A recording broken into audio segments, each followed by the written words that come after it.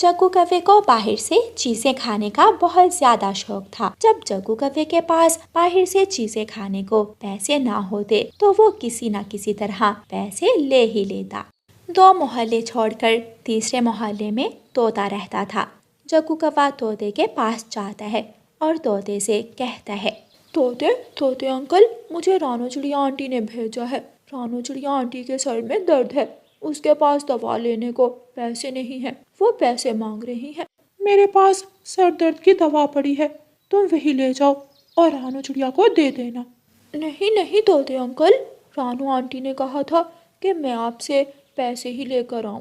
फिर तोता जग्गू कव्वे को कुछ पैसे दे देता है और जग्गू कव्वा वो पैसे लेकर सीधा चाचा मिठाई वाले के पास जाता है। चाचा चाचा, मुझे इन पैसों के लड्डू दे दे। ऐसे जग्गू झूठ भी बोलने लगा था।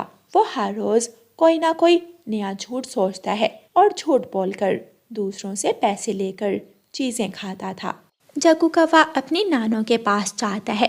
नानो नानो, मुझे मम्मा ने भेजा है, मम्मा 100 रुपए मांग रही है। बेटा जग्गू, आपकी मम्मा को इतने पैसों की कहाँ जरूरत पड़ गई? नानो नानो, शायद मम्मा ने घर का किराया देना है। ठीक है, मैं देती हूँ, लो ये लो और संभाल कर जाना, रास्ते में कहीं गिरा ना देना। जग्गू कव्वा अपनी नानो से झूठ बोलकर पैसे लेकर सीधा खिलौनों की दुकान पर जाता है और वहाँ से अपने लिए चाबी वाली गाड़ी लेता है और बाकी पैसों से पानी पूरी खाता है, लड्डू और जलेबी खाता है। जग्गू कव्वा सारा दिन बाहर घूमने के बाद शाम को अपने घर आ जाता है। जग्गू कव्वा जब भी बाहर से कोई चीज लेकर आता तो उसकी मम्मा उसे पूछती ही नहीं थी कि उसने पैसे कहाँ से लिए, इसलिए जग्गू की आदत पक्की हो गई थी। अब तो जग्गू अपनों के पास भी झूठ बोलने लगा था और आज जग्गू अपनी मम्मा से ही झूठ मूठ कहता है। मम्मा मम्मा, मेरे पेट में दर्द हो रहा है। क्या हुआ मेरे बेटे को? जाओ जग्गू बेटा, बुलबुल आंटी से दवा ले आओ। गौरी कव्वी जग्गू को कुछ पैसे दे देती है। जग्गू वो पैसे लेकर आलू चने खाने चला जाता है और सारा दिन बाहर खेलता रहता है।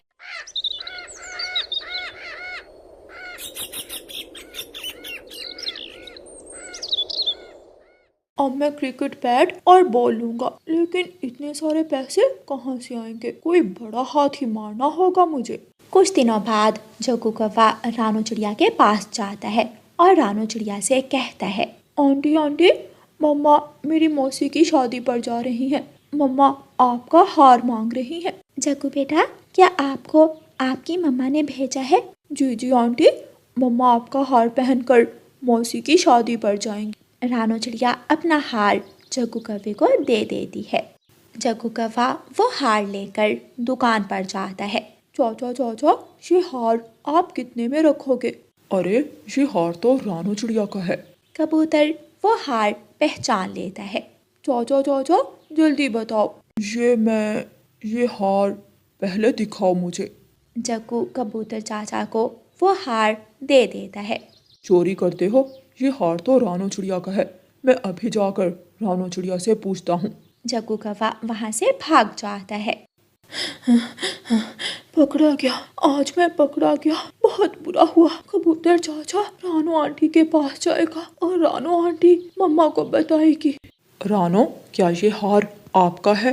अरे, ये हार आपके पास कैसे आया? ये तो मुझे गौरी कव्वी का बेटा जग्गू लेकर गया था, उसकी मम्मा ने शादी पर पहन कर जाना था ये हार। वो जग्गू कव्वा मुझे ये हार बेचने आया था, वो तो अच्छा था, वो मेरे पास ही आ गया और मैं हार पहचान कर आपके पास ले आया।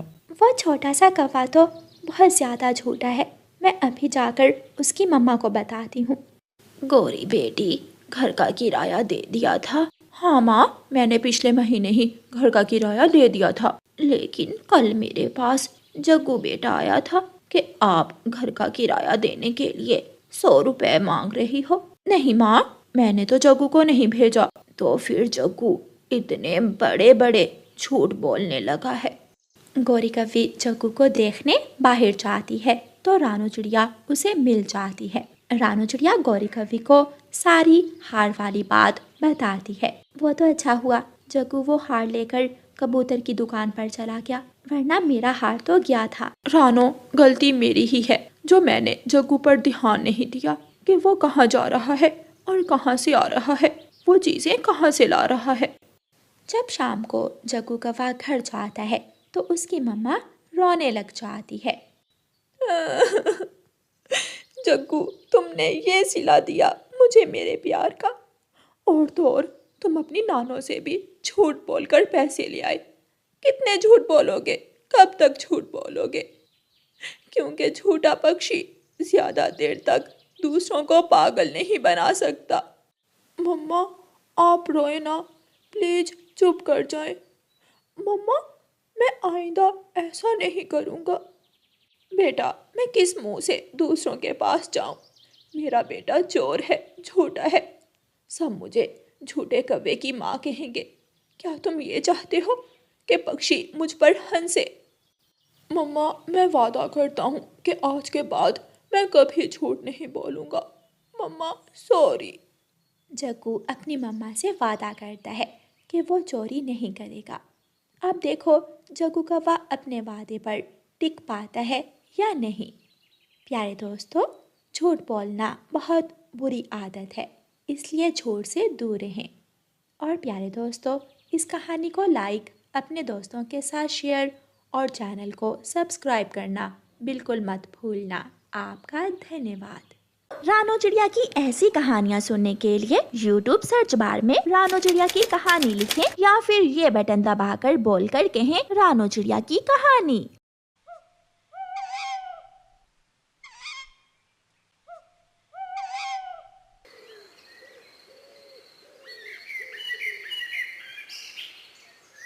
खराब मौसम देखकर सुनीता रानी तितली बहुत डर जाती है। मेरे पंख बहुत नाजुक है, अगर बारिश में भीगे तो मैं कैसे उड़ूंगी?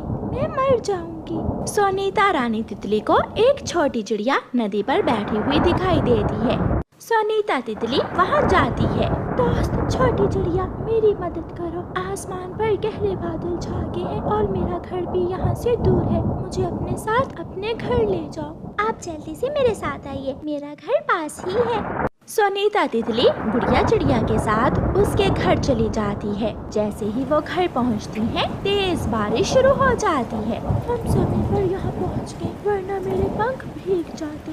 मम्मा, ये सुनीता रानी है, ये मुझे नदी पर मिली थी और मैं इसे घर ले आई। बेटी, आपने बहुत अच्छा किया, तितलियों के पंख बहुत नाजुक होते हैं। गुड़िया सुनीता रानी को अपनी चीजें दिखाती है और गुड़िया की मम्मा उन दोनों के लिए खाने के लिए मीठा हलवा बनाती है। आपका घर जंगल की दूसरी तरफ है क्या? वहाँ मशरूम के बड़े बड़े घर हैं, हम सब उन घरों में ही रहते हैं। मैं आपसे मिलने आया करूँगी, क्या आप हर रोज इस जंगल में आती हो? बातें करते करते शाम हो जाती है, लेकिन बारिश थी कि रुकने का नाम ही नहीं ले रही थी। मेरी बेटी ऐसी बारिश में कहाँ होगी? मैंने क्यों जाने दिया उसे? खराब मौसम में घर से बाहर, बहुत बड़ी गलती की मैंने। सुनीता की माँ अपनी बेटी को लेकर बहुत परेशान थी। मेरी मम्मा बहुत परेशान होगी, मुझे अब घर जाना चाहिए, लेकिन बाहर तो बारिश है। मम्मा, क्या मैं अपना छाता लेकर सुनीता को उसके घर तक छोड़ाऊं? बेटी गुड़िया, आप बारिश में कैसे जाओगी? मम्मा, मैं रात से पहले पहले वापस आ जाऊंगी। सुनीता की मम्मा परेशान होंगी। फिर गुड़िया की मम्मा मान जाती है। गुड़िया अपना छाता उठाती है और सुनीता रानी को साथ लेकर अपने घर से निकलती है। बारिश में गुड़िया को उड़ने का बहुत अच्छा लग रहा था। उनका छाता उन्हें भीगने से पूरी तरह बचा रहा था। सुनीता गुड़िया को राह बताती जाती और वो उड़ती जा रही थी। गुड़िया का जंगल खत्म हो जाता है और सामने एक नया और बहुत ही खूबसूरत जंगल था। एक पेड़ की डाल पर एक कौवा बैठा हुआ था। ये छाता तो बहुत सुंदर है, मैं इस छोटी चिड़िया से इसका छाता छीन लेता हूँ। गोरी को ये छाता बहुत पसंद आएगा। कालू उड़ता है और पीछे से जाकर गुड़िया का छाता छीनकर भाग जाता है। रुको रुको दुष्ट कौवे, मेरी दोस्त के पंख भीगकर टूट जाएंगे। गुड़िया, मुझे बचा लो, मुझे बचा लो। गुड़िया सुनीता को लेकर एक पेड़ की डाल पर बैठ जाती है। गुड़िया अपने पंख फैलाकर सुनीता तितली को भीगने से बचाती है। अब क्या होगा, मैं कब तक तुम्हें बचा सकूंगी, मैं थक गई हूँ। सुनीता रानी तितली रोने लग जाती है। शायद अब मैं मर जाऊंगी, मेरे पंख टूट जाएंगे और मैं कभी उड़ नहीं सकूंगी। गुड़िया, मैं आपकी एहसानमंद हूँ, आपने मुझे बचाने के लिए बहुत कोशिश की। गुड़िया और सुनीता रानी बहुत परेशान थी कि वहाँ एक तोता आ जाता है। तोते के पास एक बड़ा छाता था। तुम दोनों मेरे छाते के नीचे आ सकती हो। गुड़िया और सुनीता जल्दी से तोते के छाते के नीचे चली जाती हैं। अंकल, आप सुनीता तितली को इसके घर तक छोड़ने में हमारी मदद करेंगे क्या? हाँ बेटी, चलो, मैं आपके साथ जाता हूँ। मिठू तोता सुनीता और गुड़िया को साथ लेकर चलता है। जल्द ही सुनीता का घर आ जाता है। सुनीता रानी तोते अंकल और गुड़िया को अपने घर में ले जाती है। मेरी बेटी सुनीता, मैं तो बहुत डरी हुई थी। मम्मा, गुड़िया ने मेरी जान बचाई। अगर गुड़िया मेरी मदद ना करती तो मैं कब की मर गई होती। सुनीता, मम्मा कहती है जहाँ उस कौवे जैसे बुरे पक्षी हैं, वहाँ तोते अंकल जैसे मदद करने वाले पक्षी भी हैं। गुड़िया बेटी, अब चले, रात होने वाली है। फिर गुड़िया सुनीता से मिलती है और वापस हो लेती है। सुनीता रानी शायद कभी भी गुड़िया को भूल नहीं सकेगी, क्योंकि गुड़िया ने अपनी जान खतरे में डालकर उसकी जान बचाई थी। कई साल पहले एक दुर्घटना में मिठू तोते की एक आंख फूट गई थी। अब वो एक ही आंख से देख सकता था, इसलिए मिठू तोते को भोजन लाने में बहुत दिक्कत होती थी। कभी वो किसी पेड़ से टकरा जाता तो कभी उसे दुश्मन का खतरा होता। एक दिन एक चिड़िया मिठू के पास आती है। तोते तोते, मैंने एक अंडा दिया है, आप मेरे साथ मेरे घोंसले में आकर मेरे अंडे का ध्यान रखें और मैं अपने लिए और आपके लिए दाना ले आती हूँ। चिड़िया, मैं तुम्हारे अंडे का ध्यान बहुत अच्छे से रखूंगा, मगर तुम मेरे लिए मीठा फल लेकर आना। ठीक है, आप मेरे साथ आ जाइए। फिर तोता चिड़िया के साथ चला जाता है। आप यहाँ बैठ जाइए और मैं भोजन ले आती हूँ। चिड़िया दाना लेने चली जाती है और मिठू तोता चिड़िया के घोंसले में बैठ जाता है। मिठू के लिए मीठा फल तो मिल गया, अब मैं अपने लिए दाना भी ढूंढ लेती हूँ। शाम के बाद चिड़िया मिठू के लिए फल ले आती है और अपना दाना भी। चिड़िया, तुम्हारा बहुत बहुत धन्यवाद, मैं कल से भूखा था, आज मैं पेट भर भोजन खाऊंगा। इसमें धन्यवाद की कोई बात नहीं तोते, आपने मेरी मदद की और मैं आपके लिए भोजन ले आई। आप हर रोज यहाँ आ जाया करना और मेरे घोंसले में बैठकर मेरे अंडे का ध्यान रख लिया करना। मैं अपना और आपका भोजन निश्चिंत होकर ले आया करूँगी। चिड़िया दाना लेने चली जाती। ऐसे दोनों का काम बहुत आसान हो गया था। एक दिन एक कौवा उड़ता हुआ चिड़िया के घोंसले की तरफ आता है। तोते को चिड़िया के घोंसले में बैठा हुआ देखकर कालू कौवा वहाँ आ जाता है। तोते, तुम यहाँ क्या कर रहे हो? मेरी एक आँख नहीं है, इसलिए मुझे भोजन लाने में बहुत दिक्कत होती है। मैं यहाँ चिड़िया के अंडे का ध्यान रख रहा हूँ और चिड़िया मेरे लिए भोजन ले आएगी। इसका मतलब तुम चिड़िया के नौकर हुए? नहीं, ऐसा नहीं है। चिड़िया मेरी दोस्त है, वो मेरा काम करती है और मैं उसका। चिड़िया खाए तरह तरह के मीठे फल, फलों की खिचड़ी, स्वादिष्ट पौधों के बीज और तुम्हारे लिए लाए सूखा दाना। तुम मेरे साथ चलो मेरे घर में, मैं तुम्हें अपने घर में मालिक बनाकर रखूंगा, नौकर नहीं। ये सुनकर तोते के दिल में भी लालच आ जाता है। कौवे, तुम आज जाओ और मुझे सोचने का मौका दो।